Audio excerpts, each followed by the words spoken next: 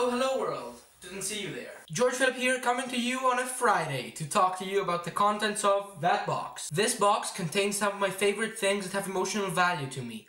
A few weeks ago, I spent a few hours going around my room collecting them. Let's see what's in the box.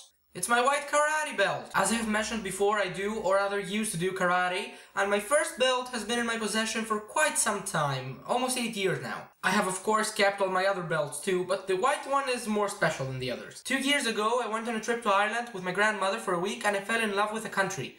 Its cities, its trees, its history, its monuments, everything. In memory of that trip, I have kept my boarding pass, the hotel card and a room thing, as well as this shirt I bought back then. It's now too small for me, but I still keep it to remember that lovely week I spent on the Emerald Isle.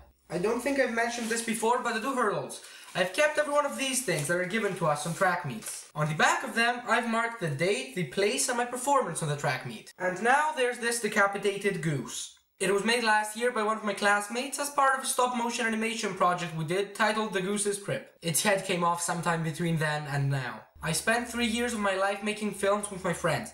After we made the last of those films, we had this little premiere for families and friends of the cast. My youngest sister's godmother, who's also a very close family friend and sculptress, made this and gave it to me then. It's one of the best gifts I've ever been given. It's got my initials on it. The last thing left in the box is this little book. My other sister bought it for herself during the Christmas holidays, but as I was sad for several reasons at that time, she gave it to me a day later. This entire book is filled with quotes about life and how we should live it.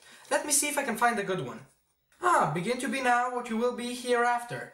This was said by William James, who you might remember as the person responsible for the people only use 10% of their brains misconception from my Writing a Few Wrongs video. The box is now empty. I don't know if you've noticed, but the objects on my library over there have been increasing in number as I've been making more and more videos. To be precise, I've been adding an object at the beginning of every month.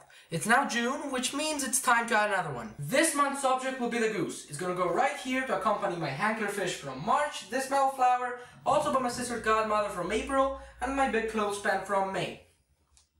I hope you liked today's video in which you got to know more things about me. See you next week. This is George Filip, signing off.